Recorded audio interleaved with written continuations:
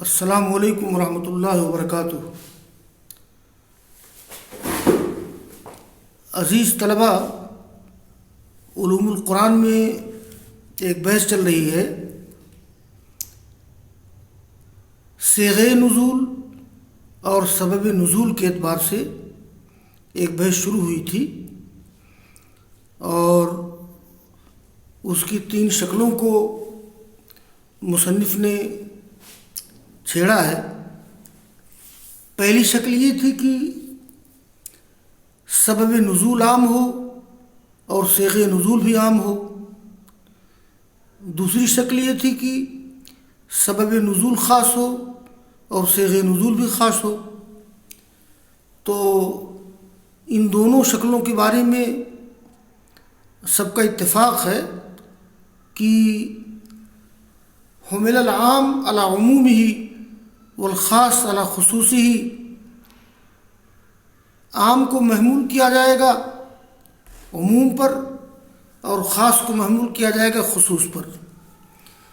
ایک تیسری شکل یہ ہے کہ سبب نزول خاص ہو اور صیغہ نزول عام ہو۔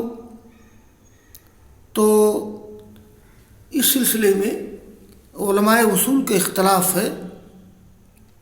اختلاف یہ ہے کہ اعتبار عمومی لفظ کا ہوگا یا خصوصی سبب کا ہوگا، یعنی یہ صیغہ نزول کے عموم کا ہوگا یا سبب نزول کے خصوص کا ہوگا۔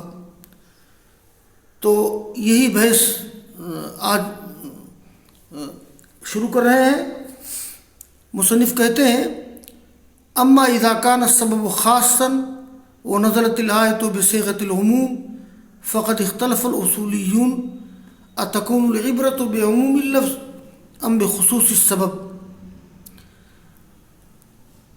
جب سبب خاص ہو اور آیت کریمہ کا نزول ہو صیغہ عموم کے ساتھ، یعنی سبب نزول خاص ہو اور یہ صیغہ نزول عام ہو، تو اختلاف کے علماء اصول نے کہ کیا اعتبار ہوگا عمومی لفظ کا یا خصوصی سبب کا۔ تو اس سلسلے میں جمہور علماء اور جمہور مفسرین کی رائے یہ ہے کہ العبرۃ بخصوص اللفظ، العبرۃ بعموم اللفظ لا بخصوص السبب، یعنی اگر ایسی شکل ہو کہ سبب نزول خاص ہو اور صیغہ نزول عام ہو تو اعتبار لفظ کے عموم کا ہوگا، سبب کے خصوص کا نہیں ہوگا۔ فالحکم الذی یؤخذ من اللفظ العام یتعدی صورت السبب الخاص الی نظائرها۔ وہ حکم جو ماخوذ ہو لفظ عام سے وہ متعدی ہوگا، یعنی وہ عام ہو جائے گا یا پہنچ جائے گا سبب خاص کی صورت کو اس کی اس طرح کے مسائل کی طرف، اس طرح کے واقعات کی طرف۔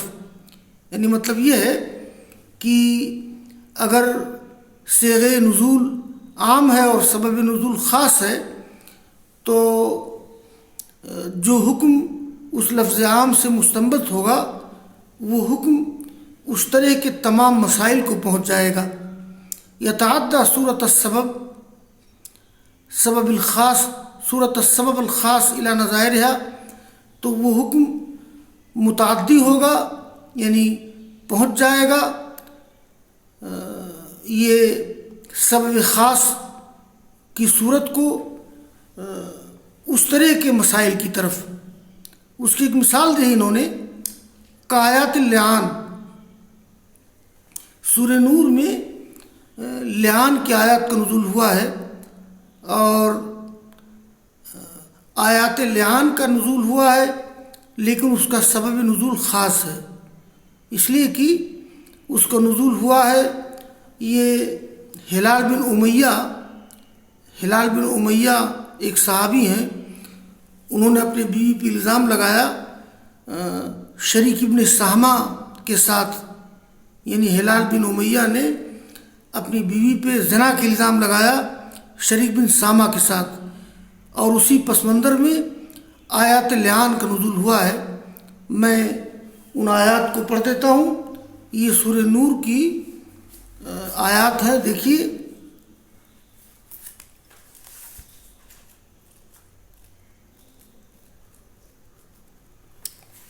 یہ سورہ نور کی آیات ہے۔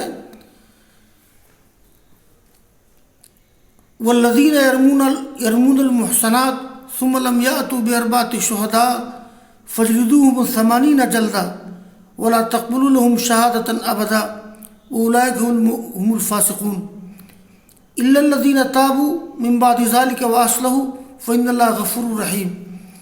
والذین یرمون ازواجهم ولم یکن لهم شہداء الا انفسهم فشہادة احدهم 4 شہادات باللہ انه لمن الصادقین والخامسة ان لعنة اللہ علیہ ان کان من الکاذبین ويدرؤ عنها العذاب ان تشهد 4 شہادات باللہ انه لمن الکاذبین والخامسة ان غضب اللہ علیہ ان کان من الصادقین۔ یہ آیات لعان ہیں۔ تو آیات لعان کا جو صیغہ ہے اس کا اسلوب عام ہے، لیکن اس کا سبب نزول خاص ہے، اور اسی موقع پر اللہ تعالیٰ نے لعان کی آیات کا نزول کیا ہے۔ یہاں طلبہ 2 چیز جان لیں، ایک ہے قذف، ایک ہے لعان۔ قذف کے معنی ہوتے ہیں کسی پر الزام لگانا، یعنی کوئی شخص اپنی بیوی کے بارے میں کہے کہ میری بیوی فلاں سے ملوث ہے، یا فلاں نے میری بیوی کے ساتھ غلط کام کیا ہے، تو اس کو قذف کہتے ہیں۔ اب اس کی 2 شکل ہے۔ ایک تو یہ ہے کہ وہ اس کے لیے 4 گواہ فراہم کرے، یعنی چار لوگ گواہی دے کہ واقعی اس کی بات درست ہے، تب تو اس کی بیوی کو رجم کر دیا جائے گا، اور جس کے ساتھ الزام لگا ہے اگر وہ شادی شدہ ہے اس کو بھی رجم کر دیا جائے گا۔ اور اگر 4 گواہ نہ ہوں تو اس کو محض الزام کہا جائے گا۔ تو ایسی صورت میں پھر الزام لگانے والے کو 80 کوڑے لگائے جائیں گے، جیسا کہ قرآن کریم میں ذکر کیا گیا ہے۔ تو حد قذف 80 کوڑے ہیں۔ دیکھیے اللہ نے فرمایا کہ وہ لوگ جو اپنی بیویوں پہ الزام لگاتے ہیں اور پھر 4 گواہ نہ لائیں تو انہیں مارو 80 کوڑے بطور حد قذف، اور کبھی ان کی گواہی قبول نہ کرو، یہی لوگ فاسق ہیں۔ مگر وہ لوگ جن لوگوں نے توبہ کی اس کے بعد اور اپنی حالت درست کر لی تو اللہ تعالیٰ معاف کرنے والا مہربان ہے۔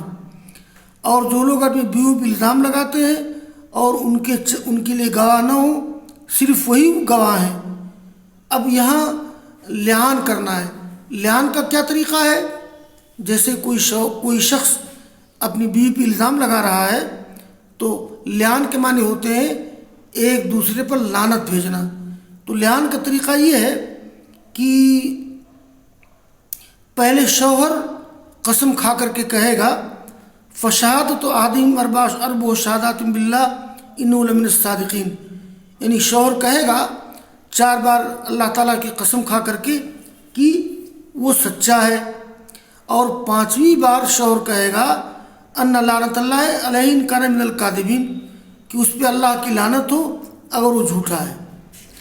اب اگر شوہر نے یہ بات کہی ہے اور عورت خاموش رہے، اس کا مطلب یہ ہے کہ عورت نے الزام کو تسلیم کر لیا ہے، لیکن وَيَدْرُؤُ عَنْهَا الْعَذَابُ، بیوی کی عورت کی طرف سے عذاب کو یہ بات ہٹا دے گی کہ وہ عورت 4 بار اللہ کی قسم کھا کر کے گواہی دے کہ اس کا شوہر جھوٹا ہے، اور 5ویں بار کہے کہ اس پر اللہ کا غضب ہو اگر وہ سچا ہے۔ تو یہ ہے لعان۔ تو میاں بیوی میں لعان کا یہ طریقہ ہے۔ تو لعان کے سلسلے میں اگر شوہر نے بیوی نے لعان کیا، یعنی پہلے شوہر قسم کھا کر کے کہے کہ وہ سچا ہے، اور اگر وہ جھوٹا ہو تو اس پہ اللہ کی لعنت ہو، اس کے بعد بیوی کہے کہ اس کا شوہر جھوٹا ہے 4 بار، اور 5ویں بار کہے کہ اگر اس کا شوہر سچا ہو تو یعنی اس کے اوپر یعنی میرے اوپر لعنت ہو۔ لعان کے بعد اب وہ دونوں ایک ساتھ نہیں رہ سکتے ہیں، قاضی ان دونوں کو نکاح فسخ کر دے گا یا خود نکاح ختم ہو جائے گا۔ تو یہ ہے، تو یہ جو آیات کا نزول ہوا ہے اس کا صیغہ عام ہے لیکن سبب اس کا خاص ہے، لہذا ہلال بن امیہ کے بارے میں ان آیات کا نزول ہوا ہے، اور یہ ہلال بن امیہ کی طرح جو بھی واقعہ پیش آئے گا ان سارے واقعات کو یہ آیات شامل ہو جائیں گی۔ یہی مطلب ہے مصنف کا کہ الحکم الذی یؤخذ من اللفظ العام یتعدی صورت السبب الخاص الی نظائرها، جیسے آیات لعان جن کا نزول ہوا ہے ہلال بن امیہ کے الزام لگانے کے بارے میں اپنی بیوی پر۔ ابن عباس سے مروی ہے کہ ہلال بن امیہ نے اپنی بیوی پر الزام لگایا اللہ کے رسول کے پاس شریک بن سامہ کے ساتھ، تو اللہ کے رسول نے فرمایا البینۃ، یعنی دلیل لاؤ۔ دلیل کیا ہے؟ دلیل ہے 4 گواہ۔ قرآن کریم میں ذکر کیا گیا ہے نا کہ 4 گواہ اس کی دلیل ہے، یہ البینہ یہی ہے 4 گواہ۔ اور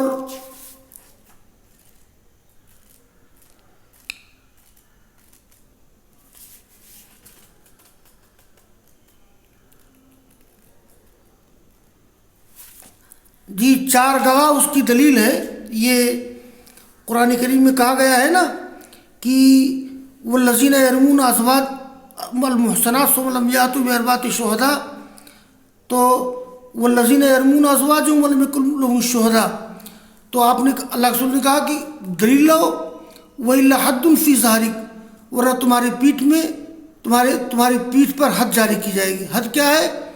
حد القذف 80 جلدہ کما فی سورۃ النور۔ تو ہلال بن امیہ نے کہا کہ اللہ کے رسول اذا رأى احدنا علی امرأته رجلا ينطلق يلتمس البینہ، کیا جب کوئی شخص دیکھے گا اپنی بیوی پر کسی شخص کو تو کیا وہ دلیل تلاش کرنے جائے گا؟ یعنی ہلال بن امیہ نے کہا کہ اگر کوئی شخص دیکھے کسی شخص کو کہ اس کی بیوی سے زنا کر رہا ہے تو وہ کیا وہ اس معاملے کو چھوڑ کر کے دلیل ڈھونڈنے جائے گا؟ تو اللہ کے رسول کہتے رہے البینۃ وإلا حد فی ذلک، دلیل لاؤ ورنہ تمہاری پیٹھ میں حد جاری کی جائے گی۔ تو ہلال نے کہا والذی بعثک بالحق انی لصادق، اس ذات کی قسم جس نے آپ کو حق کے ساتھ بھیجا ہے میں سچا ہوں، اور ضرور اللہ تعالیٰ نازل کرے گا ما یبرئ ظہری من الحد، جو میری پیٹھ کو حد سے نجات دے دے گا۔ چنانچہ اس واقعے کے بعد پھر ان آیات کا نزول ہوا ہے، یہ آیات نمبر سورہ نور آیت نمبر 6 سے لے کر کے آیت نمبر 9 تک، یہ والذین یرمون ازواجہم ولم یکن شہداء آیت نمبر 6 سے آیت نمبر 9 تک، تو یہاں تک کہ ان کان من الصادقین یعنی آیت نمبر 9 تک کا نزول ہوا۔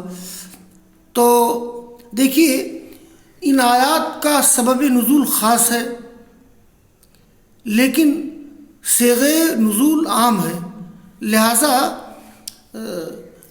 اس آیت کریمہ سے ان آیات سے جو حکم مستنبط ہوتا ہے یعنی لعان کا یا حد قذف کا، تو اس طرح کے سارے واقعات پر اس کو منطبق کریں گے، یعنی گویا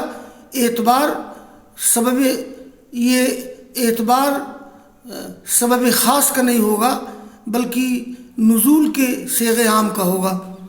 تو جبرائیل کا نزول ہوا، انہوں نے یہ آیت نازل کی والذین یرمون ازواجہم حتی بلغ ان کان من الصادقین، تو مصنف کہتے ہیں فیتناول الحکم الماخوذ من هذا اللفظ العام، تو یہ حکم جو ماخوذ ہے اس لفظ عام یعنی والذین یرمون ازواجہم سے، یہ حکم شامل ہوگا یہ ہلال بن امیہ کے واقعہ کے علاوہ کو دون احتیاج الی دلیل آخر، یعنی دوسری دلیل کی ضرورت کے بغیر۔ تو یہ جمہور مفسرین کی رائے ہے کہ اذا کان السبب خاصا ونزلت الآیۃ بصیغۃ العموم فذهب الجمہور الی ان العبرۃ بعموم اللفظ لا بخصوص السبب، یعنی جمہور کی رائے یہ ہے کہ اعتبار ہوگا لفظ کے عموم کا، سبب کے خصوص کا نہیں۔ تو جیسے ہلال بن امیہ نے اپنی بیوی پہ الزام لگایا اور اس موقع پر یہ سورہ نور کی آیت نمبر 6 سے 9 تک نزول ہوا ہے، تو اس کا سبب خاص ہے، اور صیغہ نزول اس کا سبب خاص ہے اور صیغہ نزول عام ہے، لہذا ہلال بن امیہ کی طرح جو بھی حادثہ ہوگا، جو بھی واقعہ ہوگا، ان آیات کو اس پر منطبق کریں گے۔ یہ جمہور مفسرین کی رائے ہے، جیسا کہ مصنف نے ذکر کیا ہے۔ اور آگے مصنف کہتے ہیں وَهَذَا هُوَ رائے الراجح والاصح، یہی راجح اور صحیح رائے ہے۔ وَهُوَ الَّذِي يَتَّفِقُ مع عموم احکام الشریعہ والذی سار علیہ الصحابۃ والمجتہدون من هذه الامہ، یعنی یہی وہ رائے ہے کہ متفق جس کا اتفاق ہے احکام شریعت کے عموم کے ساتھ، اور جس پر چلے ہیں صحابہ اور تابعین اس امت کے۔ تو بقیہ آگے درس ہوگا انشاءاللہ۔ وآخر دعوانا ان الحمد للہ رب العالمین۔